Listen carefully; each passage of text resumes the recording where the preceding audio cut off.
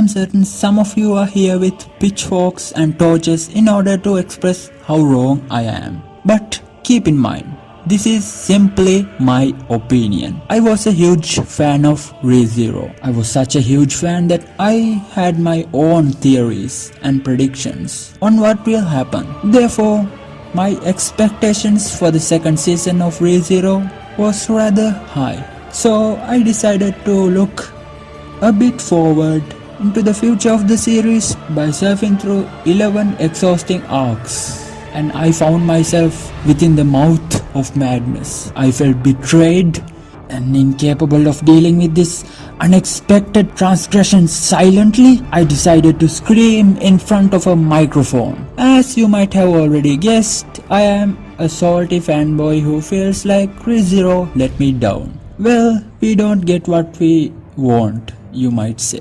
But hear me out.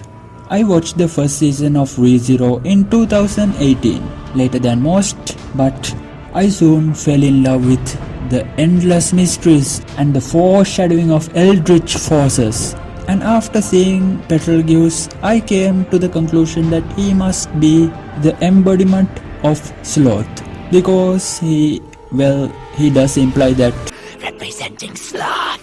Betelgeuse Romany Conti! That is sloth! Truly slothful!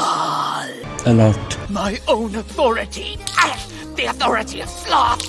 But he seems to despise his sloth with a passion. That makes you the truly slothful one. That makes you truly slothful. And then I suddenly remembered about Reinhardt, the royal knight who is modest to an unrealistic degree. Reinhardt willfully rejects any compliments given to him. There's no need for such formality. Once it was 2 of us against 3. Those thugs lost their advantage on the situation. And acts with exhausting amounts of modesty. Wow, his nice guy index is off the charts. Is it a simple character flaw, or could it be his attempt to further himself from his sin? The sin of pride? And what about Felix, the lovely cat? He acts cute and flirtatious, yet he is loyal to only one person.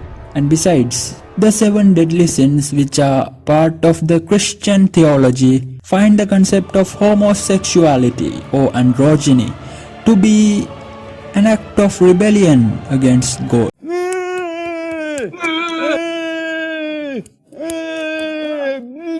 So could this lovable little kitten be the sin of lust? Turns out the answer to those questions is a hard no.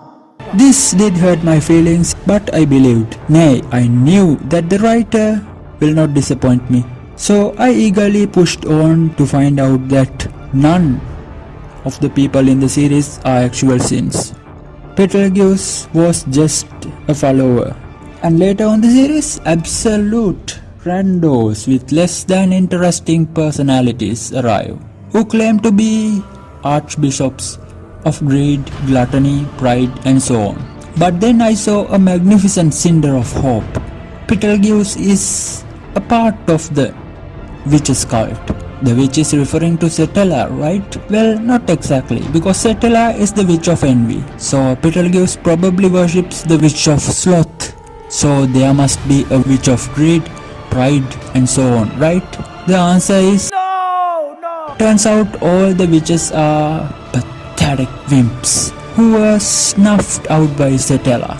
This is when I came to the sobering realization that perhaps ReZero might not be as good as I thought, but I brushed away my doubts and told myself, at least this is a cosmic horror anime where no one is special and Subaru is helpless to face the eldritch powers that keep reviving him time and time again, right?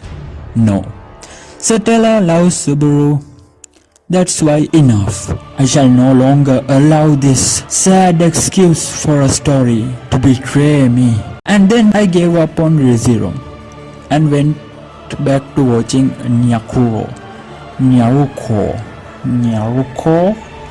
Crawling with Love. Because forget the 9 deadly sins. I'm not joking. ReZero has 9 for crying out loud. Now, despite my bitterness and sorrow, ReZero is in no way a bad series, but my imagination got the better of me and raised my expectations to an inconceivable height. Thus, this mediocre series felt like a slap in the face to my expectations. So, if you enjoyed ReZero, I am genuinely happy for you. But I can't stand it any longer. P.S. I don't give a fuck about Rem.